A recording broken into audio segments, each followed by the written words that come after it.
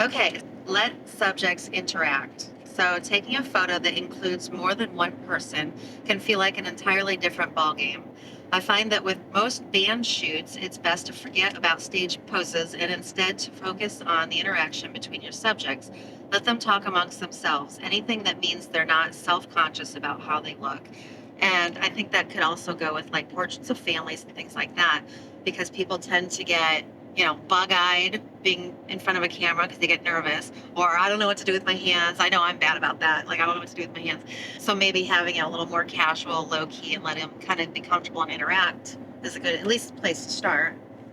What do you do? Yeah, so did she say something about band shoots in there? Yeah, she had mentioned, well, her example was band shoots. Okay. Yeah. So I haven't read this magazine. She's kind of dropping all this stuff on me last minute to try and kind of get my reaction on a lot of this stuff.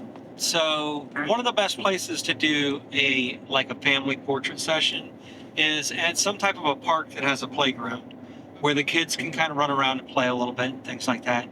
I know being down here in Florida, everybody's first inclination is, I want portraits on the beach. It's so hot. No, you don't. You don't. I mean, there are a time and place for them. They're beautiful. But definitely when your kids are older, when they're young, yeah, beach shoots are an absolute nightmare. They're going to go in the water in their cute outfit that you spent so much time picking out. Yeah, it's going to be soaked and covered. They get sand all over them and stuff. They're unruly because they're uncomfortable. And honestly, part of the job is mine as a photographer, right? But there are certain things that are out of my control that I can't control. I can't control the weather.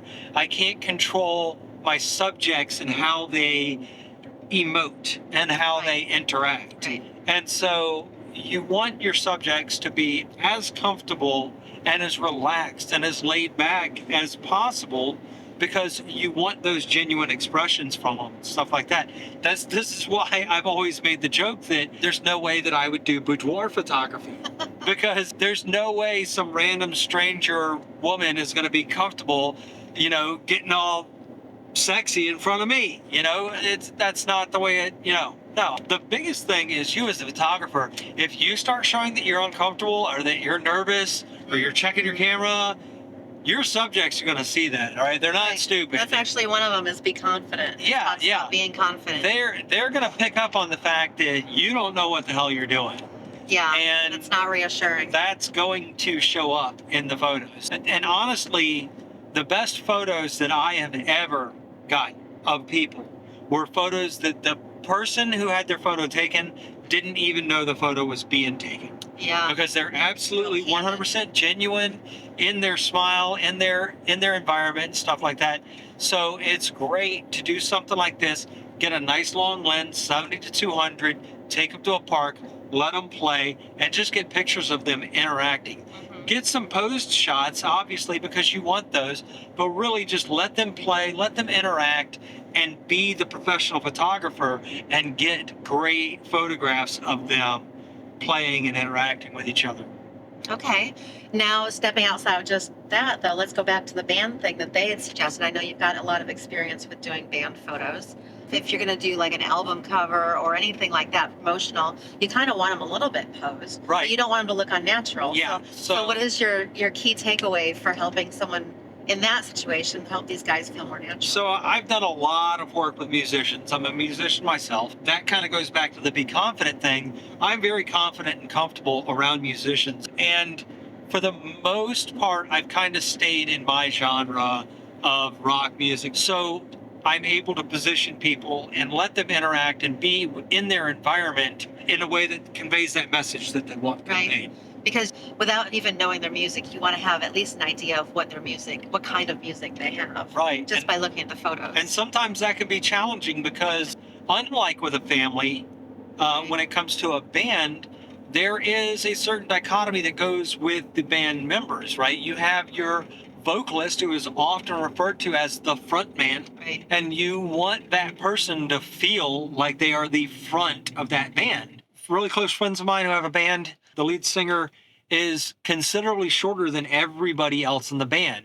But it's funny because a lot of people, when they actually met the members in the band, they're like, oh, I thought you were taller than him. And it all goes back to the way that I position them. I position the lead singer forward most in the band and positioned the next two tallest people behind him and then the next two tallest people behind him. So it created almost of a V. And then I shot at a low angle to where, because he's closer, he seemed taller or just as tall as the rest of the members in the band.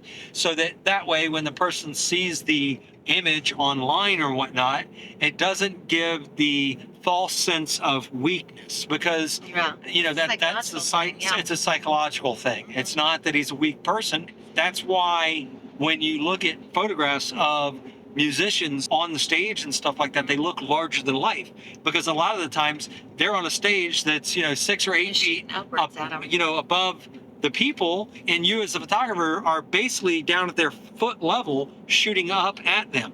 So when you shoot up at a person, it gives that sense of grandeur and that larger than life kind of feeling.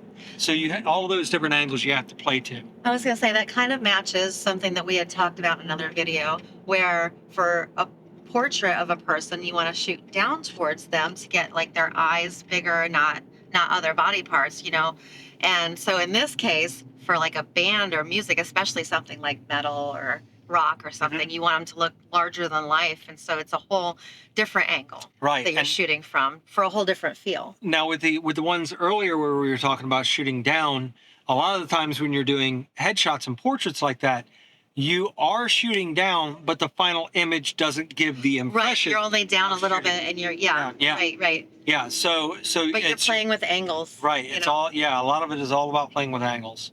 We're magicians. Yep.